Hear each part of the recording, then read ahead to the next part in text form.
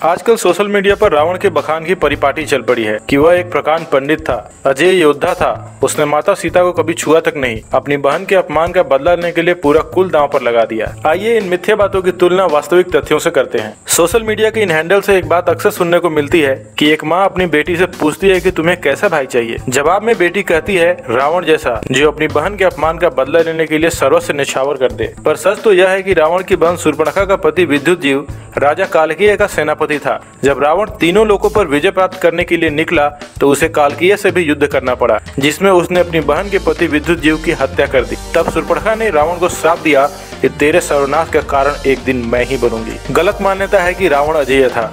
जी नहीं, प्रभु श्री राम से भी पहले उसे राजा बलि, वानर राज बाली, महिष्मति के राजा कार्तवीर्य अर्जुन यानी कि सहस्त्रबाहु और स्वयं भगवान शिव ने भी हराया था। एक गरीब ब्राह्मणी वेदवती के रूप से प्रभावित होकर जब रावण उसे बालों से घसीटकर ले जाने लगा तो वेदवती ने आत्मदाह कर लिया और उसने रावण को श्राप दिया कि एक स्त्री ही उसके विनाश का कारण बनेगी। माता सीता को ना छूने का कारण भी रावण की अच्छाई नहीं बल्कि कुबेर के पुत्र नल कुबेर का श्राप था। हुआ कुछ यूं कि स्वर्ग की अप्सरा रंभा रावण के भाई कुबेर के पुत्र नल कुबेर से मिलने जा रही थी। रास्ते में उसे रावण ने देख लिया और उसके रूप और सौंदर्य पर मोहित हो गया। उसने रंभा को बुरी नीयत से रोक लिया। इस बात पर रंभा ने कहा कि मैंने आपके भाई के पुत्र को मिलने का वचन दिया है, इसलिए मैं आपकी पुत्रवधू के समान हूँ, अतः मुझे छोड़ दीजिए। पर रावण था ही दुराचारी, वह नहीं माना। इस बात की खबर जैसे ही कुबेर के पुत्र नल कुबेर को मिली, उसने रावण को श्राप दिया कि अगर वह किसी स्त्री को आज के बाद उसकी बिना इच्छा के छुएगा या अपने महल में रखेगा तो वह उसी क्षण भस्म हो जाएगा। इसी कारण रावण ने माता सीता को अपनी महल से दूर अशोक वाटिका में रखा और उन्हें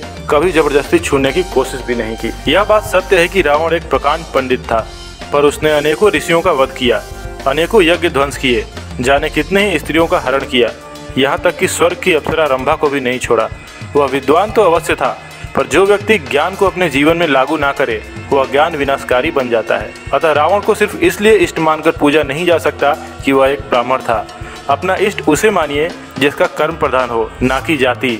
इसीलिए जरूरी है कि हम राम को अपने दिलों में जिंदा रखें, क्योंकि सिर्फ फिल्मों में मारने से रावण नहीं मरा करते। मिलते हैं स्टोरी जम्स के नेक्स्ट एपिसोड में। Till then be safe, be happy, bye bye.